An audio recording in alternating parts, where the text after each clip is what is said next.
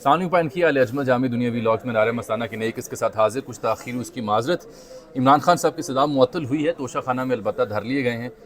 ان کے بارے میں بات ہوگی کہ آگے ان کے ساتھ ایکسپیکٹڈلی کیا ہونے جا رہا ہے, پی ٹی آئی کے لائرز کی اگلی اسٹریٹجی کیا ہوگی, اگلے 17-18 دن ہی کیوں ان کے لیے اہم ہے اپنے کیسز کے حوالے میں. لیکن یہ تو ہم سارے دن سے بات کر ہی رہے ہیں. توشہ خانہ کیس جب سے شروع ہوا, اس کے ٹرائل کی, اس کی سماعتوں کا احوال آپ سے بیان ہوتا رہا, وکلاء کے بیانات, ججز کے ریمارکس, سب آپ سنتے دیکھتے رہے, اور یہ ہوتا رہے گا, ڈسکس ہوتا رہے گا. میں آپ سے اس موضوع سے ہٹ کے 2 اہم باتیں کرنا چاہ رہا ہوں, اور اس کی وجہ یہ ہے کہ یہ انتہائی سنجیدہ موضوعات ہیں جن کی جانب میں توجہ اپنے دیکھنے والوں کی مبذول کروانا چاہ رہا ہوں. ہمیں فرصت ہی نہیں ہے کہ ہم جو انٹرنل رفٹ ہے, جو سیاسی پولرائزیشن ہے, اندھی محبت, اندھی نفرت میں جو تقسیم ہے, اس کے علاوہ کوئی کسی اور جانب دیکھ ہی نہیں پا رہے, سن نہیں پا رہے, سمجھ نہیں پا رہے. ایک زمانے میں پاکستانی صحافی یا پاکستانی جو قارئین, ناظرین اور صارفین ہیں, وہ بڑے شوق سے دنیا بھر میں جو اہم ایونٹس ہوتے تھے ان کو دیکھتے, سنتے, سمجھتے تھے اور اس پہ رائے قائم کرتے تھے. جے شنکر ہیں, ڈاکٹر جے شنکر, یہ وزیر خارجہ ہیں بھارت کے. بھارت میں آپ کو پتہ ہے اگلے ویکینڈ میں دلی میں G20 کا سمٹ ہو رہا ہے, جو کہ ایک بہت بڑی تاریخ رقم ہو رہی ہے. انکریڈیبل ایونٹ ہے, بھارتی جو فارن پالیسی ہے اس کی کامیابی کا ایک ثبوت ہے. آج وہ مخاطب تھے این ڈی ٹی وی سے. این ڈی ٹی وی کے ایڈیٹر ان چیف ہیں سنجے پوگالیا, سینئر صحافی ہیں. وہ ایک بڑی نشست کے صورت میں ان کے ساتھ بیٹھے ہوئے تھے اور بڑی طویل انہوں نے گفتگو کی. بھارت کے جو دنیا بھر میں ایک نیا ابھرتا ہوا کردار ہے اس پر بات ہو رہی تھی. بھارت ایک کیسے ایمرجنگ پاور ہے اس پہ بات ہو رہی تھی. امریکہ کے ساتھ تعلقات, چائنا کے ساتھ, گلف, سعودی عرب, اسرائیل کے ساتھ, پوری دنیا میں جو بھارت کی خارجہ امور میں جو وہ نمایاں ہوئے ہیں اس کی کامیابی کا جشن, اور چندریان 3 اس کی بات بھی ہو رہی تھی.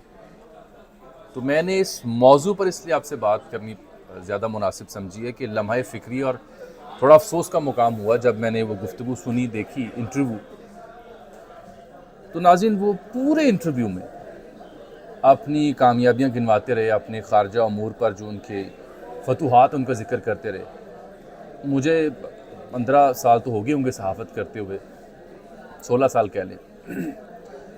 اس بیچ میں نے کسی بھارتی نیتا کا, یعنی پرائم منسٹر ہو یا وزیر خارجہ ہو, ان کا ایسا کوئی انٹرویو نہیں دیکھا جو پاکستان کے ذکر کے بغیر مکمل ہو.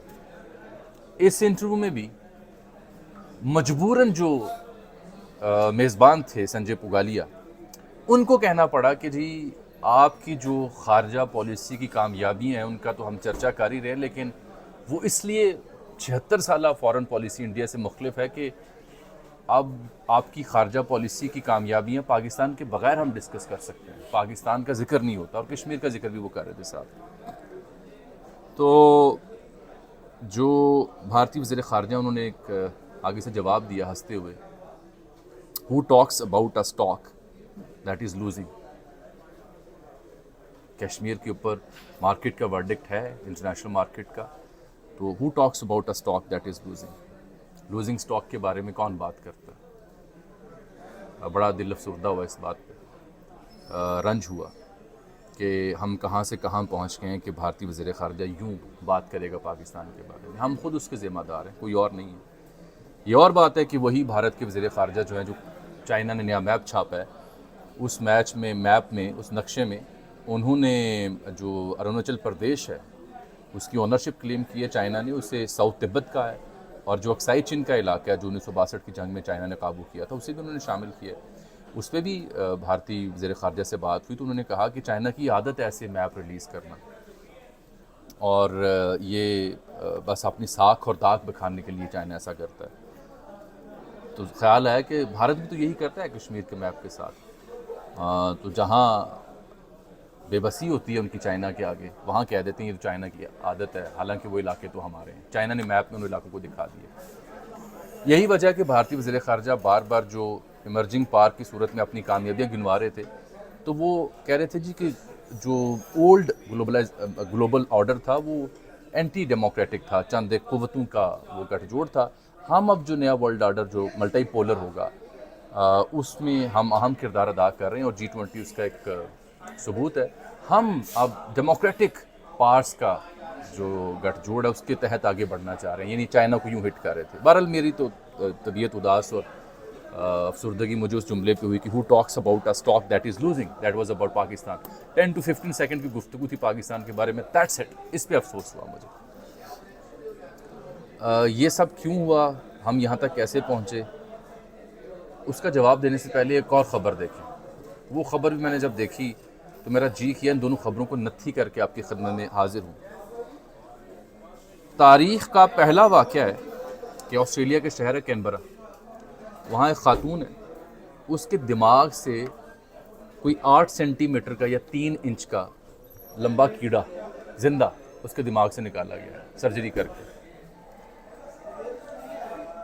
خاتون کو علامات تھیں جیسے معدے کی تکلیف تھی, رات کو شدید پسینے آتے تھے, یادداشت کمزور ہو رہی تھی, رنگ پیلا پڑ گیا تھا.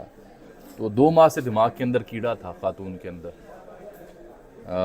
لال رنگ کا کیڑا تھا جسے وارم کہتے ہیں ہم, دھاگا نما 8 سینٹی میٹر بنتا ہے. وہ جب نکالا تو اسے چین آیا. وہ جو میں انڈیا کی بات کر رہا ہوں, پاکستان کی بات کر رہا ہوں, ہم کہاں سے کہاں پہنچ گئے ہیں, اس کو اس کے ساتھ نتھی پتہ کیوں کرنا چاہ رہا ہوں میں آپ سے, کہ کاش یہ جو سرجری ہوئی ہے اس خاتون کی دماغ کے کیڑے کی وہ ہماری ہو جاتی. کاش جو ہمارے فیصلہ سازوں کے دماغوں میں کیڑے ہیں ان کا علاج بر وقت ہو جاتا. وہ کیڑے نکل آتے تو آج ہم لافنگ سٹاک نہ بنتے, آج ہم انسانوں کی طرح ترقی یافتہ قوم کی طرح کسی مقام پہ کھڑے ہوتے ہیں. وہ کینبرا میں آسٹریلیا میں خاتون کے کیڑا تو نکال دیا گیا ہے, جو ہمارے دماغوں میں کیڑے پڑ گئے ہیں اس کا علاج کون کرے گا, کیونکہ وہ کیڑے جب تک نکلیں گے نہیں تب تک دنیا ہمارا مذاق ہی اڑائے گی. کاوشیں, کوششیں, سوچ, نیت پاکستان کی بہتری کی قابل ستائش ہے, چاہے سیاسی قیادت کی ہو یا اسٹیبلشمنٹ کی ہو. ہم تو داد دیں گے, لیکن وہ کیڑے جو پڑ گئے ہیں دماغ میں, جو کیڑے چین نہیں لینے دیتے, ان کا علاج جب تک نہ ہوا تب تک ہم آگے نہیں بڑھ سکتے. باقی رہ گئی خان صاحب کی بات, ظاہری بات آپ وہی سننا چاہ رہے تھے.